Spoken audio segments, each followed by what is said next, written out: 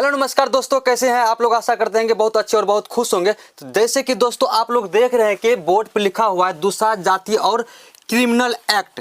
Criminal act क्या होता है वो इस वीडियो में आप लोग को हम बताएंगे, लेकिन वीडियो को शुरू से अंत तक देखते रहिएगा, तब आप लोग को पता चलेगा क्रिमिनल एक्ट क्या होता है। वीडियो स्टार्ट करने से पहले आपको बता देते हैं क्रिमिनल एक्ट किस किस जाति पे लगा था। क्रिमिनल एक्ट के अधीन आने वाली जातियों में दुसाध, गुज्जर, पासी, महार, मांग, कोली, खटिक, भील, बंजारा, धारी, कंजर, पिंडारी, सांसिया आदि जातियां थी। इन सभी पे क्रिमिनल एक्ट लगा था। यह क्रिमिनल एक्ट क्यों लगा था इस वीडियो में आप लोग को बताएंगे। शुरू से अंत तक आप लोग हमारे वीडियो में बने रहिए। अंग्रेजी सेना में दुसाध, महार, भंगी आदि अछूत जातियां काफी संख्या में भर्ती की जाती थी।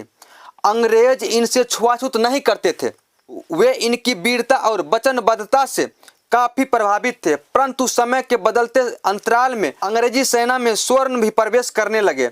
ये अछूतों से काफी घृणा और छुआछूत करते थे। स्वर्ण हिंदुओं की इस छुआछूत के कारण दुसाधों और अन्य अछूतों सैनिकों को अंग्रेजी सेना से बाहर होना पड़ा। अंग्रेज स्वर्णों को नाराज नहीं करना चाहते थे, क्योंकि उन्हें भारत पर दीर्घकाल तक राज करने के लिए हिंदुओं की भावना का ख्याल रखना जरूरी था। दुसाध सहित सारे अछूत सैनिक बेरोजगार हो गए। उन्होंने गोलबंद होकर विद्रोह करना शुरू कर दिया। कुछ लोग पेट की आग को शांत करने के लिए बंधुआ मजदूर के रूप में सामंतों स्वर्णों के यहाँ बेगारी करने लगे। इस कार्य में उनका बेहद शोषण होता था तथा उनके साथ पशुओं से भी बदतर दुर्व्यवहार होता था। इससे अछूतों में और भी बगावत की लहर तेज हो गई। इससे हिंदू सेठ, साहूकारों और सामंतों को नुकसान उठाना पड़ता था।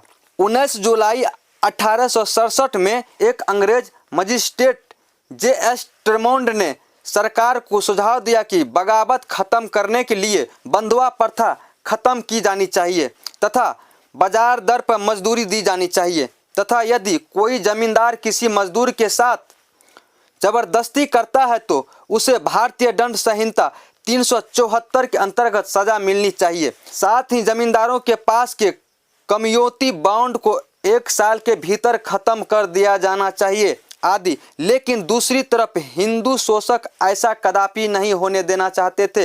हिंदू शासक वो लोग थे उस समय, अभी भी है, जो बैकवर्ड क्लास से ऊपर की जाति हैं, फॉरवर्ड क्लास में आते हैं। उस प्रथा को खत्म करना नहीं चाहते थे। वो चाहते थे कि यह प्रथा लागू ही रहे। सन 1915 में गठित बिहार उड़ीसा के प्रथम विधान परिषद में खान बहादुर सैयद फरुद्दीन ने मुंगेर जिले के ढाढी उपजाति के दुसाधों के विरुद्ध आवाज उठाई कि ये लोग जनता और पुलिस दोनों के लिए आतंक के प्राय बन चुके हैं। इस पर सरकार को कदम उठाना चाहिए। फलस्वरूप हक के लिए बगावत कर रहे दुसाध तथा अन्य अछूतों पर चोरी डकैती का आरोप लगाकर उन्हें अपराधी की श्रेणी में रख दिया गया। इस प्रकार हिंदू सेठ, साहूकारों और सामंतों तथा ब्राह्मणवादियों के दबाव में आकर अंग्रेजी सरकार ने दुसाध सहित सैकड़ों जातियों के खिलाफ दी क्रिमिनल एक्ट बना दिए। अपराधी घोषित जातियों को दंड देने के लिए क्रिमिनल एक्ट 1793 लागू होता था, जिसे सन 1857 के बाद IPC 1860-1861 में बदल दिया गया। इससे संबंधित विभिन्न प्रकार के एक्ट इस प्रकार थे। 1793 IPC 1860, 1861, 1871, 1867, 1902, 1903, 1911, 1914, 1920, 1923, 1924, 1946। इस एक्ट के अधीन आने वाली जातियों में दुसाध, गुज्जर, पासी, महार, मांग, कोली, खटिक, भील, बंजारा, धारी, कंजर, पिंडारी, सांसिया आदि जातियां थी। बिहार के दुसाध, गया के डोम, इटाडी के मुसहर, पलामू के बांसफोर्ड डोम, मुंगेर के ढाढी दुसाध जाति के लोग इस एक्ट के अंतर्गत अपराधी घोषित किए गए। इन सब में दुसाध पहले नंबर पर था। खान बहादुर सैयद फरुद्दीन द्वारा प्रश्न उठाए जाने के बाद ही सन 1915 और 1917 में अपनी अधिसूचनाओं के जरिए सरकार ने मुंगेर जिले के दुसाधों को अपराधी जाति घोषित कर दिया था। अंग्रेज ने इन जातियों को एक्स क्रिमिनल ट्राइब्स विमुक्त जातियां नाम दिया। क्रिमिनल एक्ट के अंतर्गत 12 वर्ष से ऊपर की उम्र के सभी स्त्री पुरुष को अपराधी घोषित किया गया था। अपराधी जनजाति के सदस्यों का पंजीकरण होता था। जिन जिन जातियों को अपराधी घोषित किया गया था उन सभी जातियों का डायरी मेंटेनेंस होता था। वो कहाँ जा रहा है, कब जा रहा है, कितने दिन के लिए जा रहा है, कब आया, यह सब चीज़ मेंटेनेंस होता था। इतना प्रताड़ित किया जाता था हम लोग को पहले। एक्ट की धारा 5 के तहत रजिस्टर में नाम जोड़ने और हटाने का अधिकार जिला मजिस्ट्रेट को होता था। पंजीकृत दुसाधों को ग्राम प्रधान को अथवा थाना में जाकर प्रतिदिन हाजिरी देनी पड़ती थी। इनको अपने निवास स्थान के संबंध में थाने को सूचना करना होता था।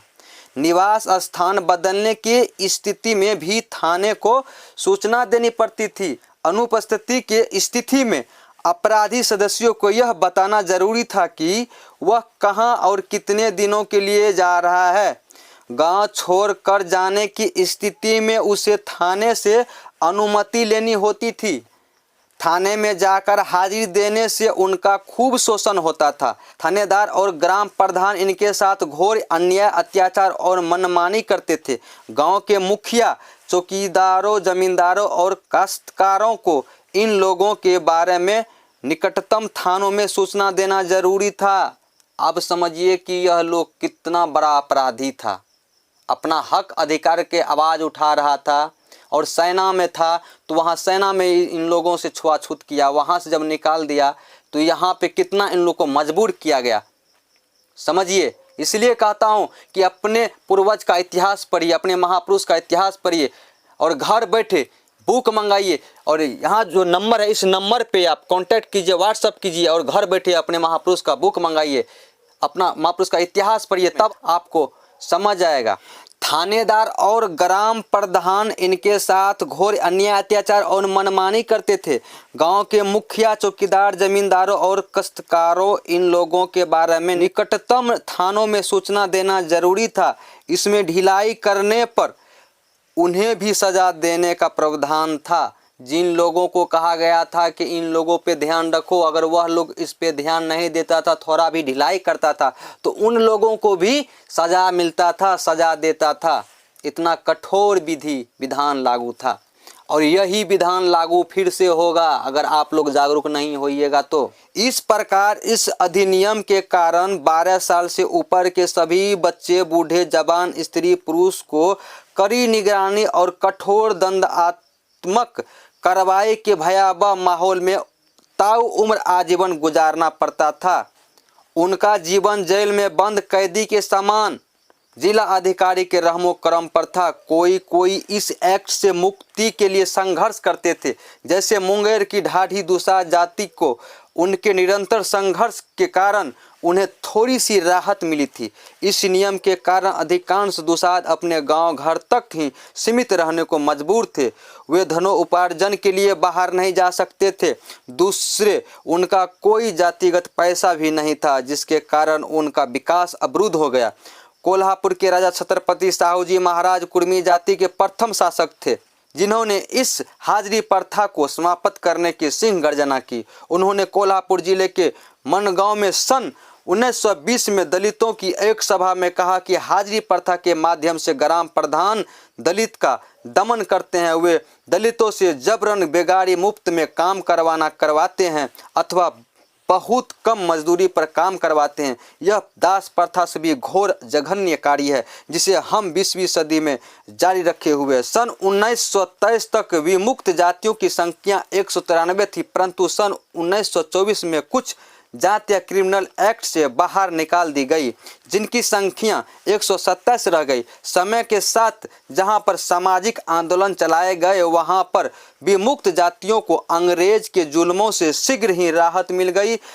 दक्षिण भारत में महामना ज्योतिबा फूले, साहूजी महाराज, बाबा साहब डॉक्टर अंबेडकर आदि महापुरुषों के संघर्ष रंग लाए। उत्तर प्रदेश, पंजाब, हरियाणा, मध्य प्रदेश और बिहार आदि में तो आज़ादी के बाद भी क्रिमिनल एक्ट प्रभाव में रहा। यह 30 अगस्त 1952 को ही पूर्णतः हट पाया। बिहार से क्रिमिनल एक्ट हटवाने के प्रयास करने वालों में सन 1937 में अखिल भारत हरिजन सेवक संघ के महासचिव AB ठक्कर, सन 1938 में SR मधुरवत, इसी वर्ष सुखलाल सिंह, 1939 में हरिजन सेवक संघ के अध्यक्ष घनश्याम दास बिरला, सन 1949 में राम गुलाम चौधरी, यमुना चौधरी, शक्ति कुमार, नंदकिशोर, नारायण लाल आदि थे। अंततः सन 1950 को भारत के पूर्ण आज़ादी मिल जाने पर बिहार की क्रिमिनल एक्ट को रद्द कर दिया गया। एक्ट से विमुक्ति के लिए स्वयं दुसाधों तथा दूसरी अछूत जातियों ने लगातार कठिन संघर्ष किया था। जब भारत का संविधान लागू हुआ तो डॉक्टर बाबा साहब अम्बेडकर ने दुसाध जाति को अनुसूचित जाति में शामिल कर दुसाध जाति को विकास के पथ पर आगे बढ़ने का अवसर प्रदान किया।